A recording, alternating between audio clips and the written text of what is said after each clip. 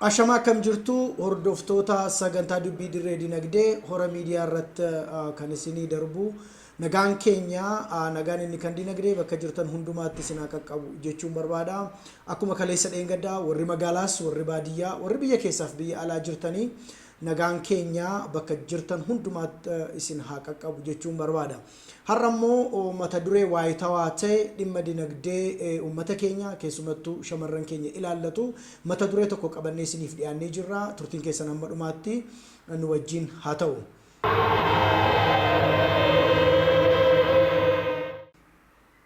Egaan akkuma beekamu dhimma dinagdee uummata keenya humneessuu keessatti dargaggoota ol adeemtoota uummata keenya harka qalleessa warra investimentii keessa jiran illee jajjabaatanii gara dinagdeetti akka deemanii fi ofii keenyaas akkasumas namoota garaagaraa afeeruudhaan yaada isiniif hiraati turre.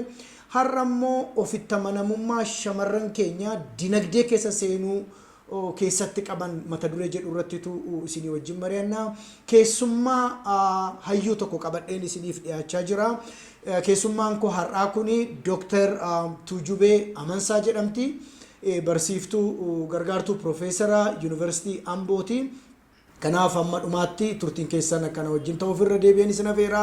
Viidiyoon kun egaan shamarranoota keenya biyya keessas biyya alaa jiran baadiyyaas magaalaa jiran ni gargaara jennee sababa abdannuu fi sheerii gochuu fi hin dagatinaadha. Dooktarri Baga nagaadhaan gara hora miidiyaa keessumatti sagantaa dubbii dirree dinagdee dhufte mee hordoftoota keenyaa wajjin wal baruuf akkasiif ta'utti maqaa keetis gosa barnoota keetiifis amma sadarkaa irra jirtu dhaggeeffattoota keenya beeksisi. Galatam jechuun barbaada Dr. Guutuu jalqabaa miidiyaa kana irratti naaf yeroo keetiif guddaa galatoomi. Akkuma atu jechaa turte maqaan koo Dr. Tuujubee Amansaan jedhama. Yuunivarsiitii Ambootti barsiistuu afaaniiti. Akkuma kanallee Daarektoreetii qorannootti daarekteeradha. Akkasuma shamarran jajjabeessuu irratti illee nan hojjedha jechuufidha. Kana fakkaata. Baay'ee galatoomii. Egaan Dr. Tuujubeen nama akaadaamii keeriyerii keessaa goodaa ka'ee qabsoo hadhaa geggeessee sadarkaa guddaa amma kanarra ga'uu nama danda'edha. Shamarranoota keenyaa fi nama moodelii ta'uu danda'u nama barnoota ta'uu danda'udha. Egaan har'a yaada jajjaboodhaa fi yaada gaarii ta'ee marii keenya kana keessaa hin argattu jedhee tan abdadha. Egaan haa ta'u irra deebi'ee baga nagaadhaan dhuftan siin jechuu barbaada. Mee ittiin jalqabnuuti. Haala yeroo ammaa kana keessa jirru keessatti keessumatti shamarran naannoo Oromiyaa jiran kun ofitti amanamummaa qabaachuun isaanii sadarkaa maaliirra jira? Maal fakkaata? Jireenya shamarran keenyaa gaafa laaltu kallattii ofitti amanuutiif keessumatti immoo gara dinagdeetti fuulleffachuu keessatti waan maal fakkaatutu sitti mul'ata? Mee jalqabatti amanamummaa namootii akkaataa ofitti amanamummaa jechuun yaada sammuu keenya keessa jiru gara akshiniitti jijjiirudha yookiin immoo gara hojiitti jijjiirudha.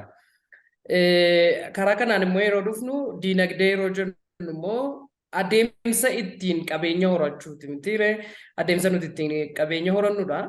Adeemsa qabeenya ittiin horannu kana keessatti immoo bu'aa bahii hedduu qaba. Keessumatti yaaddoo ofitti fudhachuu yookaan riskii teeking hedduu of keessaa qaba dinagdee yeroo jettu. Yusii amma waan lamadha jechuudha. Inni tokko ofitti amanamummaadha. Ofitti amanamummaan kee waan keessa kee jiru hojiitti jijjiiruudha. Inni sun immoo adeemsa mataa isaa danda'edha. Kana lamaantu walitti dhufaa jira jechuudha. Amma gaaffii ammatti ka'u kana keessatti. Kanaaf egaa kana keessa finnee shamarran galchaa jirra jechuudha. Wanta yaaddoo ofitti fudhachuu qabu, wanta immoo yaada ofii fudhanii hojiirra oolchuu qabu kana keessa finneetu shamarran of keessa galchaa jirra jechuudha. Ani isinitti meeraa barsiistuudha sababiin ta'eef yeroo baay'ee nan argaa shamarran daree keessatti yerooti gruupii gochuudhaaf jettu minimum waan xiqqoo yoon isinii kaasee gruupii yerooti gochuudhaaf yeroo godhamee assaayimentiin yookaan abbaltiin garaagaraa isaaniif kennamuuf jedhu durba duwwaa ta'anii kaasee hin jedhu. Argitee ijaaramsa sammuu isaanii jiru jechuudha. Kanaaf achuma kaanee illee olaallee yoo durba qofaa ta'anii abbaltii kennameef sana waan fiixaan baasuu danda'an isaanitti hin fakkaatu jechuudha. Hamma kana fagoodha. Waan keessa keenya jiru amma hojiitti jijjiiruudhaaf jechuudha. jarri kun hin hojjetuu fi hin hojjenne isaanii iyyuu addan baafannee argite. Nan danda'a hin danda'u isaanii illee addan baafatin garuu maalidha yoo akkas ta'e ani hin danda'u jedhanii sababa yaadanii fi hojii irratti deebisuudhaaf rakkatu jechuudha. Ofitti amanamummaan sammuudhaan, qaamaan, hafuuraan fayyaa ta'uu gaafata. Yeroo diinagdee adeemsisnu keessatti immoo bu'aa ba'ii baay'ee keessa darbu ture. Isa kana Dr. Guutuu yeroo baay'ee dubbata sababii ta'eef baay'ee dubbachuudhaaf nan rakkisu. Isinis baay'ee dhaggeeffattooti iddoo kana jiranis baay'ee rakkatu jedhee yaadu isa kana beekuudhaaf. Namni hojii diinagdee keessa jiru yookaan biizinasii adda addaa keessa jirus isa kana hin beeka.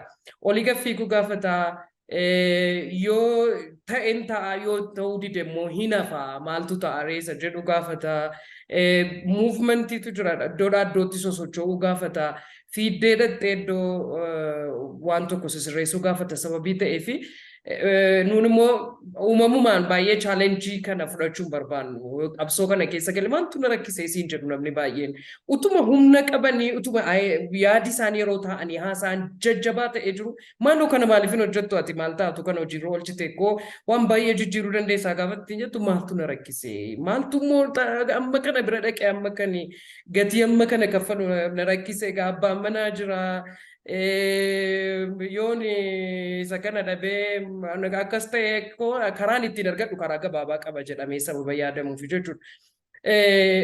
Ergaan waan kana waa'ee diinagdeef dubartii kana yaadu baay'inaan amma investimentii maaliirra jiru isa jedhu dubartooti ilaaluu dandeenya. Maalirra jirra baay'een keenya wayyaa aadaarra jirra. Dubartooti Oromoo baay'een keenya baay'een isaanii amma mana warra yaadaa yoo dhannee fi mana nyaataa darbinee mana nyaataa keessatti malee hojiilee jajjabaa fakkeenyaaf amma import export alatti baasnee deebisnee gurguruu nagada gurguddaa keessa galuu amma buna gurguruu dhaabbata gurguddaa dhaabnee gurguruurra waan humna kooti jenneetti of safarree keenya jirru qabnaa jechuudha gaafa dubartii taanu hanammuma kanan danda'a jennee waan itti of safarree jirru qabna sababii ta'eefi ammallee waan jirru keessaa waan baanee cabsannee baanee deemnee jiru natti fakkaatu. Hin beeku amma hubannoo kootitti garuu faabrikaa gurguddaa yookaan warshaalee gurguddaa dhaabanii warshaan qorichaa, warshaa uffataa, warshaa gurguddaa dhaabanii itti hojjetaa jiru jettee eeguutu hojjetaa jira jettee yoo ilaalte yookiin yoo qacaramanii hojjetaa jiru ta'e. Yookiin immoo darbanii yoo abbaa manaa gargaaruudhaaf hojjetu ta'e irraa kana fi baay'inaan keessatti hin arginu sababii ta'eef ammallee baay'eetu nu hafa. Ofitti amanamummaa guutuudhaan itti gallee cabsinee hojjennee waa harka keessa galfachuu irratti nu hafa isa jedhuun qaba ni doga. Baay'ee guddaa galatoomi dubbii jajjabaadha kan itti kaaftee egaan shamarran keenya sila humna guddaa qabu, carraa guddaa qabu, biyya bal'oo keessa jiru, hawaasa bal'oo keessa jirra. Oromiyaan si'a baay'ee bakka tarsiimaatti argamati jenna garuu keessa ofii amansiisanii dandeetti keessa ofii jiru ani nan danda'a, ani gochuu nan danda'a, harka laman qabaa, miila laman qabaa, muuxannoo kanan qabaa, barnoota kanan qabaa, kana nan yaala jedhanii mudhii ofii hidhatanii ka'uu irratti gaan hanqinni baay'eetu jira. Keessumatti amma shamarran naannoo uummata naannoo kaabaa kanaaf kibbaa dhufan hojii gurguddaa yeroo isaan magaalaa Finfinnee magaalota garaagaraa keessatti hojjetan illee hin agara darbee jechaadha. Gara keenya gara uummata Oromoo gaafa dhufnu garuu ammayyuu baay'ee lafa dheeraatu nu hafa ka jedhudha. Mee haa ta'u maalumaaf laata ofitti amanamummaan hangana guddatu kun dagaagee keessa shamarran keenyaatti gadi fageeffatee akka jiru seeratu godhe moo barmaatileedha moo aadaadha moo really maaluma wanta jedhu tuqaa tokko lama wanti kaafnu ni jiraata. Inni jalqabaati ani jedhee ani kaasu ofii kooti akkaataa guddina keenyaati. Amma akki nuti itti guddanne waan hin dandeessa jedhee nu guddisee qaba. Si'a tokko amma dhannee daakaa daakna gaafa jedhanii an dudduubattan deebi'a. Maaliifi akka even mana keenya gajjallaa jira bishaanni yaadatte mana keenya gajjallaa jira garuu akka dhannuuf naaf hin eeyyamamu anaaf.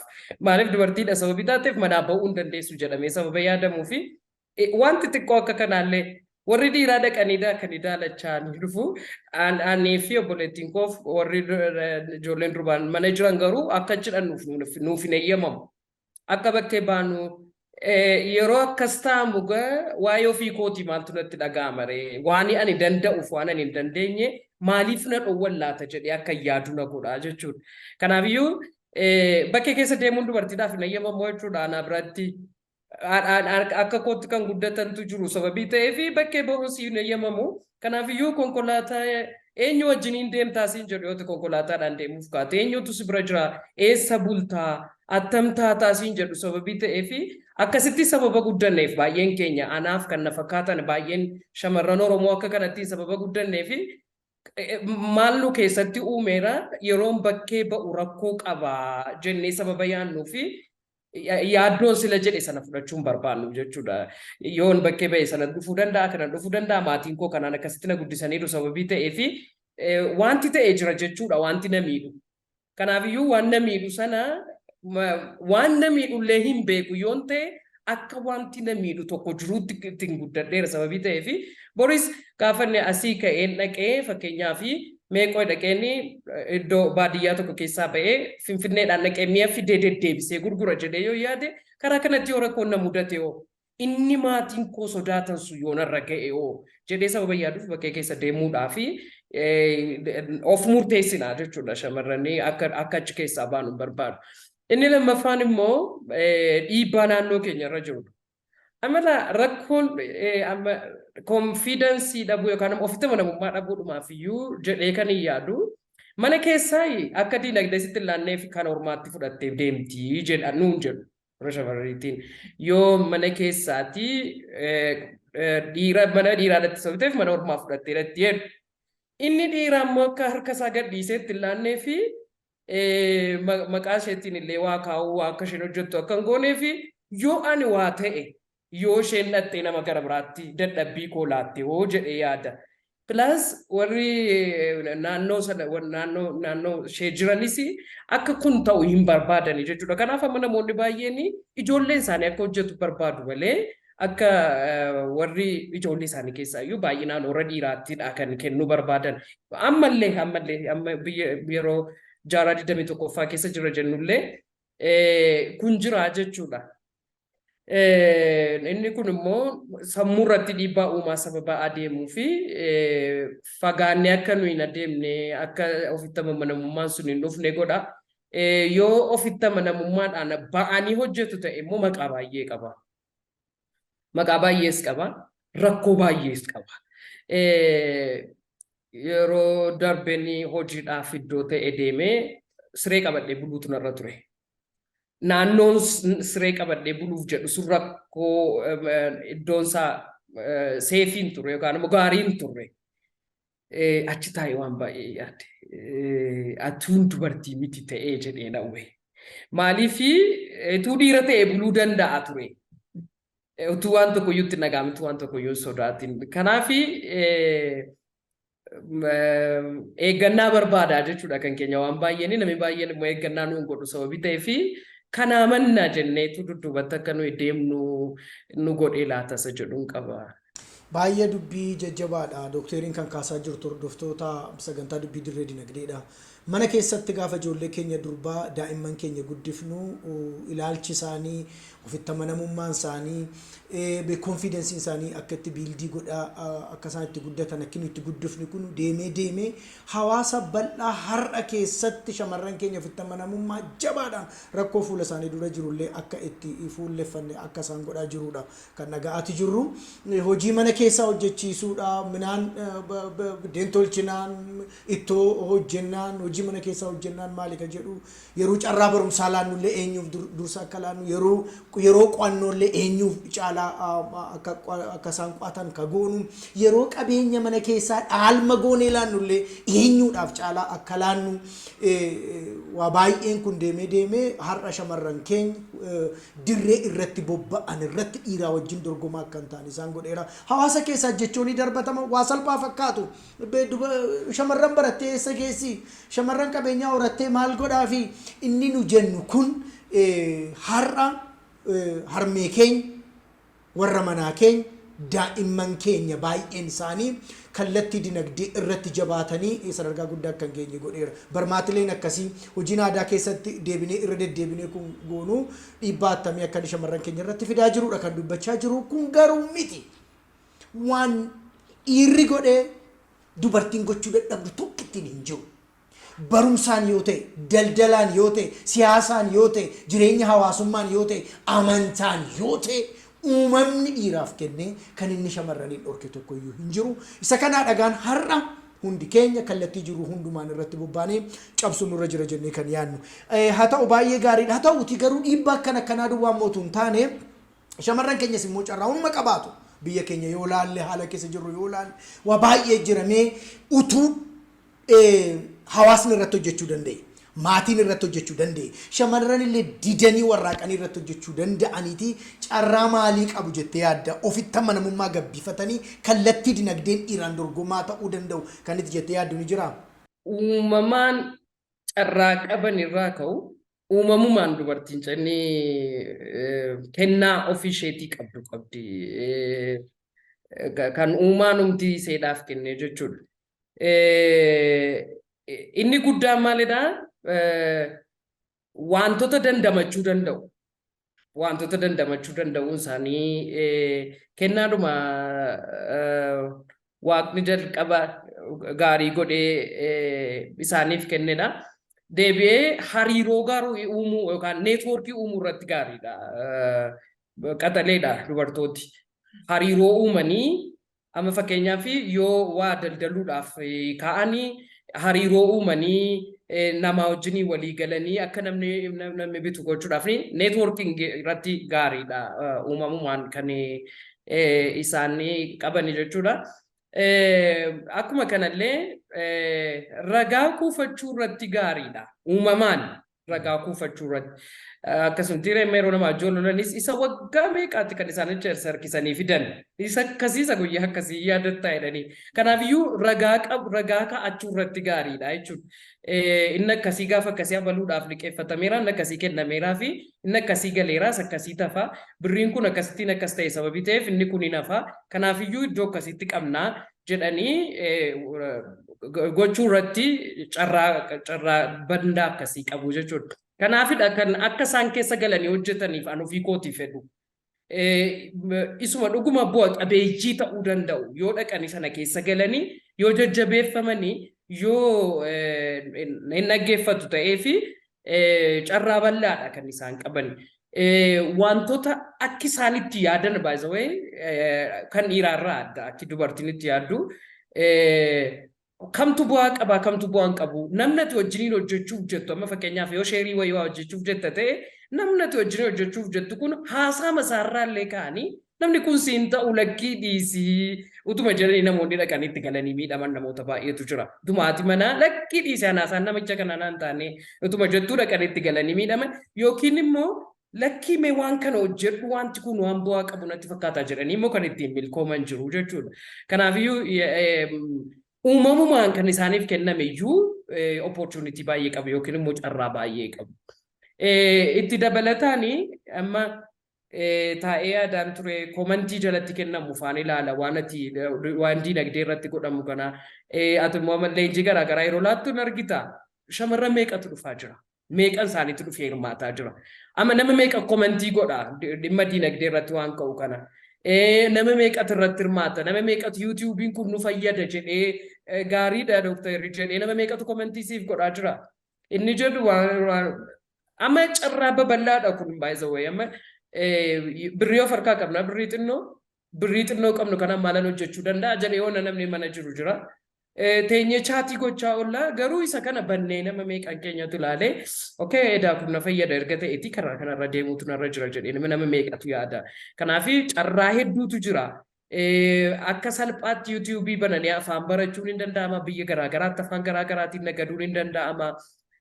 Namoonni immoo kennaa nammasiin jedhe kana sababa keessatti arguu fi dhaabbati baay'een immoo barbaada hojjechuu sheerii isaanii wajjiniin galee hojjechuun barbaada. Garuu isa sila jalqabatti jechaa ollee waa jalqabnee fiixaan baasuu ofitti amanamummaa qabaachuu yaaddoo fudhachuu yookaan risk taking sanarratti rakkoo qabna sababii ta'eef uumama kana hundumaatu nu keessatti arganii sanaaf baay'ee namni fudhachuudhaaf fedhanu duraa dhabaa jechuudha malee carraan jiru hedduudha. Baay'ee galatuun shamarran keenya carraa hedduudha kan isaan qaban. Namni nan baradha jedhe amma yuunivarsiitii meeqatu jira biyya kana keessa? Dhaabbata leenjii meeqatu jira? Shamarran keenya gadi ba'anii baratanii yoo leenji'uu barbaadan tokko. Lammataa shamarran akkumatti jette maltii taaskidii haala tokkotti illee hojii lama sadii wal faana deemsisuun dhiirarra baay'ee faar kompitantiidha. Asii buna danfisaa asii immoo waan akka daanteelii kana dha'u asii waa tokko hojjechaa asii waa hojjechuu irratti dhugaa dubbachuudhaaf kan shamarran keenyaan dorgomu hin jiru. Saayinsiin si'a baay'ee irra deddeebisee saayinsiin biizinesii akka jedhutti tendensiin interpreneurship shamarran qaban kan dhiirarra baay'ee kireetiiviidha kan dhiirarra illee baay'ee bal'aa akka ta'edha kan inni mul'isu. Kaafteettati neetwoorkii uummachuu irratti namaa wajjin walii galuu irratti carraa guddaadhaa fi poteenshaalii guddaa qabu. Sanaa olitti biizinesii kam keessatti irra jireessa trustworthy kan ta'an amanamummaa kan qaban dhiira caalaa shamarrani. Yoo meeshaa binnatee yoo oomisha goonatee yoo mallaqa keenya itti laanna yoo ta'e yoo qabeenya keenya illee itti laanna ta'e waa shamarran hojjetaniif waa shamarran dhiyeessan caalaa baay'ee trustiidhaan kan inni kana keessatti qabu jechaadha. Naachuraalii akkumatti jette waa dafanii vigilantly adda baasanii kun riskii qabinnaa laata kun immoo caalaa bu'aa qabeessinnaa jechuu irratti shamarran poteenshaalii qabu. Biyyuma keenya kana yoo yaadne carraa shamarran keessatti hirmaachuu danda'an small scale business hedduutu jira. Garuu kan keessatti hirmaate waa yaraadha. Baay'ee isaa waa gurguddaarraa eegaluu caalaa waa xixiqqoodha. Waa xixiqqoon kun immoo dhiira caalaayyuu shamarraniin baay'ee bu'a qabeessa ta'a. Uuma akka buna danfisuu kun waanumta akka mana nyaataa kun waanta akka hojii harkaa hojjechuu kun waan akka leenjii xixiqqaa kennuu kun waa safara keenya keessatti mi'eessituu hojjechuu ta'uu danda'a. Oomisha qonnaadhaa akkaataa garaagaraatti riifaabrikeetii godhanii gabaadhaaf dhiyeessuu danda'a. Huge potential qabu shamarran keenya jechuudha. Kana sababa ta'eef akka waan carraa hin qabneetti akka waan fuulli keenya dura dukkanaa ta'etti yaaduun nurra hin jiru. Addunyaan kun inni dhiiraaf banaa ta'es shamarraniif banaadha. Wanti dhiiraaf eeyyamames shamarraniif eeyyamamaadha. Sababa ta'eef dandeetti ittiin dhiiraa gadi gochuu hin qaban sababa ta'eef kallattii biizinesii hundumaa irratti hirmaatanii fiixaan ba'umsa qabaachuudhaaf ni danda'u. Biyya kana keessatti sagarreetti jirra. Qubaan lakkaa'ama malee dhaabbileen tokko tokko shamarran duwwaan kan dhaabbatantu jira. Warshaa gurguddaa qonna babal'oo shamarran duwwaa irratti hojjetan babal'ootu biyya keenya keessa fakkeenya gaarii kan nu ta'u jira. Dorgomanii sadarkaa idila addunyaatti riikardii kan cabsaa jiran shamarran hedduutu jira. Inni kun hamilee ta'u sadarkaa hooggansaatti yuunivarsiitii irratti ta'uu danda'a, gaddatti ta'uu danda'a, aanaatti sadarkaa biyyaalessaatti shamarran keenya hooggansatti ol ba'anii tuqaa gaggaarii kan galmeessaa jirantu jira. Ni danda'ama carraa bal'ootu jira. Haa ta'u egaa erga kana jenneetii booddee mee ofitti amanamummaa gabbifatanii waan fuula isaanii duruu kana mudhii isaanii hidhatanii akka itti ba'aniif maaltu godhamuutu irra jira. Mootummaan maal godhu? Dhaabbileen barnootaa maal godhan? Shamarran mataan isaanii maal godhan? Dhiirrillee maal godhan? Amma gartee bara kana keessa waa'ee dhimma koorniyaa irratti male engagementiitu jira. Dhiirri kuni miilla isaa kophee shamarranii keessa kaa'ee akka inni if ilaalu yeroo itti goonutu jira. Sababa ta'eef akkasitu godhame wanta jettee yaada laattu ni jiraata laata? Dhugaa dubbachuudhaaf akkuma ati amma kaasaa jirtu dhaabbilee baay'een yoo liqii ta'e isaan duwwaadhaaf jedhee kan liqeeffamu jira. Yoo dhaabbate ta'e isaan duwwaan kan hojjetan jedhamee kan dhaabbatu jira. Amma ba'aa guddaa isaa warruma nu ofiima keenyarra akka inni taa'uun barbaada. Shamarranumarra akka inni taa'uun barbaada. Maaliif yoo ofii keenyaa jabaannee kaane amma waan baay'ee kaasaa turte sababii ta'ee fi carraa jiru kanatti kan opportunity jiru kanatti itti fayyadamuu dandeenya jechuudha. Kanaaf ba'aasaa kan bardanii isaa ofii keenyatti fudhachuun barbaada. Nama komachuurraa jechuudha. Ha jalqabnuutii nuyi ofii keenyarraa haa kaanuutii nuyi. Isa booddee yoo namni nu rakkise nama haa komannu. Kanaaf amma ofii keenya maal gochuutu nurra jira? Isa dura jalqaba jennee ofitti amanamummaa qabaachuutu nurra jira.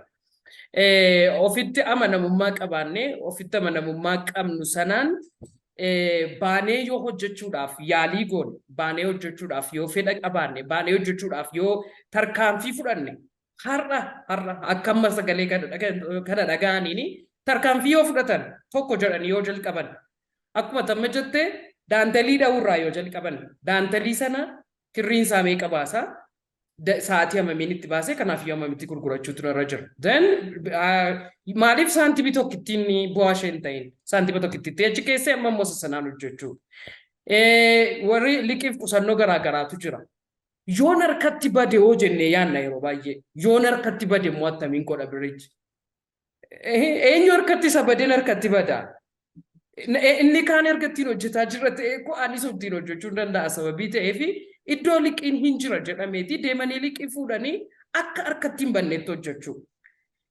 Rakkoon keenya maalidha yeroo baay'ee garraamiidha nuti maatiidhaaf yaaduudhaaf immoo kanan godhaa fi maatiidhaa kanan godhaa jenna yeroo baay'ee. Kanaaf maal goona yooma suuqii bananne illee suuqii keessaa fuuneetidha yeroo baay'ee kan nuti dhannee yoo misirri mana keessaa dhume dhannee jifuuna yoo shaboo mana keessaa dhume garuu nagadadha inni sun wanti adda addaati mana keessaa fi suuqiin garaagaradha. Kanaafiyyuu suuqiin hojjetaa jira yoon ta'e suuqii keessa wanti jiru waan mi'a suuqiitti sababii ta'e yoo nan bita ta'e illee bitee itti fayyadamuu narra jira malee isa booddee iddoo buusaa deemuutu narra jira jechuudha. Waan hojjennu mee har'uma haa jalqabnu mee har'uma ofirratti murteessinu. Waan qabnu yeroo baay'ee maal goona nurka jiraatee jennaan namaa kennuutti baay'ee kennuu kana baay'ee jaallanna sababii ta'eef ammuma kaanee ammoo waan nu gammachiisu goona yookiin immoo uffata faatu nutti bareeda. Waan eksternaal ta'an waan alaan mul'atan kana nutti bareeda inni immoo si'ana baay'ee mi'aadha. Tokko ittiin binnaa amma moosa tokkotu nutti bareeda birriin harka jira jenneetu isa liqeeffanne illee waan baay'eetti balleessinaa jechuudha. Kanaaf maal ta'utu nurra jira xiyyeeffatoo fookasdi ta'utu nurra jira maalan hojjetaa jira maaliif ammanaa ka'e. Kanaaf ofitti amanamummaa erga qabaanne booddee ofitti amanamummaa sana ergadhaanii isa booddee immoo fookasdi taanee xiyyeeffadoo ta'utu nurra jira jechuudha. Warri dhiiraa immoo maal hojjetaa akka nuyi jirru beekaa nu gargaara. Akkan sila siin jedhee yeroo bakkee keessa nuyi adeemnu yeroo akka nuyi miidhamnuuf nu saaxiluu caalaa utuu da'oo nuu taatani.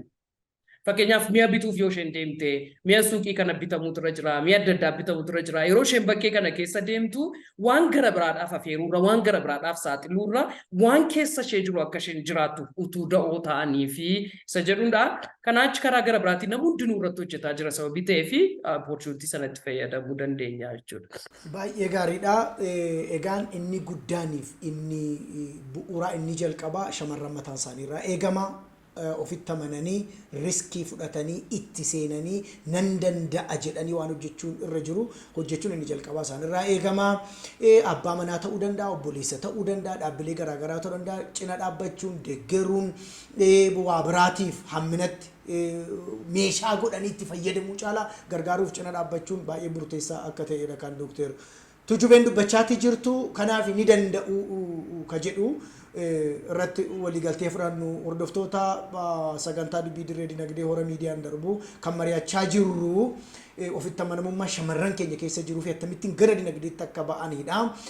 Tuqaan dhumatti irratti mari'achuudhaaf jennu dhaamsa dhumaa Dooktar Tujubee Amansaa gargaartuu Piroofeesara Yuunivarsiitii Amboodhaa fi hooggantoota Yuunivarsiitii Amboo keessa jiran keessaa tokkodha. Dhumatti jecha tokko lama sadiin yeroon keenyas deemaa jira sa'a bateef wanta akka dhaamsaatti gorsitu ni qabdaa? Waan tokko ittiin jedha tokko. Hora miidiyaa waan dinagdee irratti haasa'u biteef warri keessan waa'ee nagadaatiif kaka'umsa qabu mul'ata qabdan miidiyaa kana dhaggeeffadhaa. Waan dinagdee irratti ani kitaabaati barreessitee ofii kootii argeera sababii ta'eef it is practical sitti meerasiini sababii ta'eef it is something practical waan namni okay amma akka godheera maal godhutti fufee jedhu akka guideline'iiti akka qajeelfamaatti sababii ta'eef bitaa dubbisaa daraa shamarran waan miidiyaa kanaan jedhamu dhaggeeffadhaa keessan dhaggeeffadhaa waaqa keessanitti amanaa fuulduratti adeemaa mul'ata keessanii fiixaan baafadhaa jechuun barbaadaan. Guddaa galatoomii Dooktar Tujubee Amansaa gargaartuu Piroofeesaraa fi hoogganaa riisarchii Daayirektoreetii riisarchii yuunivarsiitii Amboodhaa turtii yeroo keenya laattee turtii nu wajjin goote gorsa shamarran keenyaaf uummata keenya bal'aadhaaf gootee fi maqaa hordoftoota hora miidiyaatiin guddaa si galateeffachuun barbaada. Hordoftoota dubbii dirree dinagdee egaan turtiin hanga ammaatti Dr. Tujubee wajjin goone kana fakkaata ture. Barnoota guddaa akka irraa argattan abdii guddaan qaba. Adaraa keessan uummata keenya baadiyyaadhaaf magaalaa biyya keessaaf biyya alaa jiraniini mee viidiyoo kana ittiin dhaga'an dhaggeeffatan irraa baratanii wala gorsinu. Barri keessa jirru bara qabsoo dinagdee qabsoo siyaasaa faana finiinsinuudha baratti shamarran keenya humneessinuudha baratti dargaggoota keenya humneessinuudha kanaaf walii nageenyu wala hordofnu wala jajjabeessinu nagaan keenya bakka jirtan hundumaatti isinii wajjin haa ta'u galatoomaa horaa bulaa.